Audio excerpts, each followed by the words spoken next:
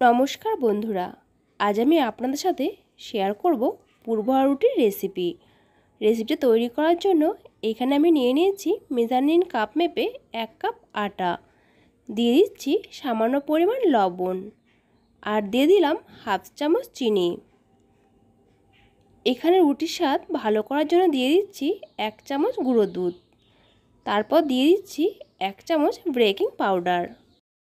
তো চিনি আর গুঁড়ো দুধ দেওয়ার ফলে রুটির টেস্ট কিন্তু দারুণ ভালো হয়। তো এখন শুকনো উপকরণগুলো খুব ভালো করে মিশিয়ে নিচ্ছি। শুকনো উপকরণগুলো খুব ভালো করে মিশিয়ে নিয়ে দিয়ে দিচ্ছি 1 কাপ ফুটন্ত গরম জল। তো ফুটন্ত গরম জল দিয়েই আটাটাকে খুব ভালো করে মেখে নেব। যেহেতু ভীষণই গরম, তার জন্য আমি এখানে চামচ দিয়ে মেখে নিচ্ছি। এখন অল্প অল্প করে জল দিয়ে আটাটাকে মেখে নিতে হবে। তো কিছুটা ঠান্ডা হয়ে যাওয়ার পর এখন আমি হাত দিয়ে মেখে নিচ্ছি। যেরকম রুটি, পরোটা, লুচি তৈরি হয় সেরকম মেখে নেব। তো এটা অনেকটা নরম রাখতে হবে। দেখো আমি কতটা নরম করে মেখে নিয়েছি, আর হাতে লেগে যাচ্ছে। হাতে যাতে লেগে না যায় আর আটাটা মেখে নেওয়ার জন্য আমি হাতে সামান্য একটু তেল লাগিয়ে নিয়েছি। তেল দিয়ে এখন আটাটাকে মেখে নিচ্ছি। তো এই তেল দেওয়ার ফলে আটাটা মাখতে অনেক বেশি সুবিধা হবে আর হাতে লেগে যাবে না। তো এখন আটাটাকে আমি খুব ভালো করে মেখে নিচ্ছি। আটাটা আমার হাতে লেগে যাচ্ছে না, আটাটা আমার মাখা হয়ে গেছে। তো এবার এটাকে আমি ঢাকা দিয়ে 10 মিনিটের জন্য রেখে দেব। আর এই 10 মিনিটে আমি খুব টেস্টি আর হেলদি একটা পুর তৈরি করে নেব। তো দেখুন বন্ধুরা, এখানে আমি নিয়ে নিয়েছি দুটো বড় সাইজের সেদ্ধ করা আলু। আলুগুলোকে আমি আগে থেকে সেদ্ধ করে খোসা ছাড়িয়ে রেখে দিয়েছি। এবার এই আলুগুলোকে আমি ম্যাশ করে নেব। আমি এইভাবে হাত দিয়ে চেপে আলুগুলোকে ম্যাশ করে নিচ্ছি। আলুগুলোকে খুব বেশি ম্যাশ করা যাবে না, এইভাবে আধো ভাঙা করে আলুগুলোকে ম্যাশ করে নিতে হবে। এবার গ্যাসের উপর আমি একটা কড়াই বসিয়ে দিয়েছি। দিয়ে দিচ্ছি কিছুটা সর্ষের তেল। তেলটা গরম হয়ে গেলে ওই তেলের মধ্যে আমি দিয়ে দিচ্ছি কিছুটা চীনাবাদাম। বাদামগুলোকে আমি হালকা করে একটু ভেজে নেব। বাদামগুলো আমার ভাজা হয়ে গেছে। এর থেকে বেশি বাদামগুলোকে আর ভাজবো না। এবার বাদামগুলোকে আমি তুলে নিচ্ছি। ওই তেলের মধ্যেই আমি দিয়ে দিচ্ছি একটা শুকনো লঙ্কা আর দিয়ে দিচ্ছি কিছুটা পাঁচফোড়ন। ফোড়নটা ভাজা হয়ে গেলে দিয়ে দিচ্ছি 1 চামচ আদা বাটা। আদাটাকে একটু ভেজে নেব। এবার এর মধ্যে কিছু শুকনো মশলা অ্যাড করব। দিয়ে দিচ্ছি কিছুটা হলুদ গুঁড়ো, দিয়ে দিচ্ছি শুকনো লঙ্কার গুঁড়ো, দিয়ে দিচ্ছি কিছুটা ধনে গুঁড়ো আর দিয়ে দিচ্ছি কিছুটা জিরে গুঁড়ো। এবার এই শুকনো উপকরণগুলো যাতে পুড়ে না যায় তার জন্য সামান্য একটু জল দিয়ে এগুলোকে আমি কষিয়ে নেব। দিয়ে দেব দুটো কাঁচা লঙ্কা কুচি আর দিয়ে দেব কিছুটা কারি পাতা।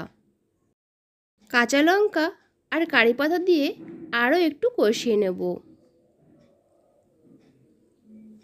কষানো হয়ে গেলে দিয়ে দেব ম্যাশ করে রাখা আলু। আলুটা দিয়ে দেব স্বাদ মতো লবণ আর দিয়ে দেব সামান্য একটু চিনি। আপনারা চাইলে চিনিটা স্কিপ করতে পারেন।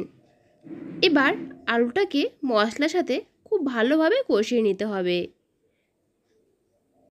গ্যাসের ফ্লেমটা মিডিয়ামে রেখে আলুগুলোকে খুব ভালো করে কষিয়ে নিতে হবে। তো দেখুন বন্ধুরা, আলুগুলো আমি খুব ভালো করে কষিয়ে নিয়েছি। এইভাবে 2 থেকে 3 মিনিট আলুগুলোকে আমি কষিয়ে নিয়েছি। এবার এর মধ্যে আমি দিয়ে দেব ভেজে রাখা বাদাম। বাদামটা দিয়ে আলুটাকে আমি আরও একটু কষিয়ে নেব। আলুটা আমি খুব ভালো করে কষিয়ে নিয়েছি। এবার এটাকে আমি একটা প্লেটের মধ্যে নামিয়ে নিয়েছি। এবার এটাকে আমি ঠান্ডা করে নেব। তো এদিকে 10 মিনিট পর ঢাকনাটা আমি তুলে নিচ্ছি। এবার এটাকে আমি আরও কিছুক্ষণ একটু মেখে নেব। কিছুক্ষণ মেখে নেওয়ার পর এটা থেকে আমি কয়েকটা লেচি কেটে নেব। তো আমি এখানে রুটির থেকেও বড় বড় করে 3টে লেচি কেটে নিয়েছি। এবার এগুলোকে বেলে নেব। তার জন্য একটা চাটুর উপর একটা লেচি নিয়ে শুকনো আটা ছড়িয়ে একটা রুটি বেলে নিচ্ছি। তো রুটিটা একটু মোটা করেই বেলতে হবে। আমরা যেরকম রুটি তৈরি করি তার থেকেও একটু মোটা করে রুটিটাকে বেলে নিয়েছি। এবার যে আলুর পুরটা আমি তৈরি করে রেখেছিলাম তার থেকে কিছুটা আলু পুর আমি এই রুটিটার মাঝখানে দিয়ে দিচ্ছি। তারপর চারিদিকটা থেকে এইভাবে রুটিটাকে ফোল্ড করে দিচ্ছি। তো এবার এই মুখটাকে খুব ভালো করে বন্ধ করে দিতে হবে। খেয়াল করে দেখলেই বুঝতে পারবে আমি কিভাবে মুখটাকে বন্ধ করে দিচ্ছি।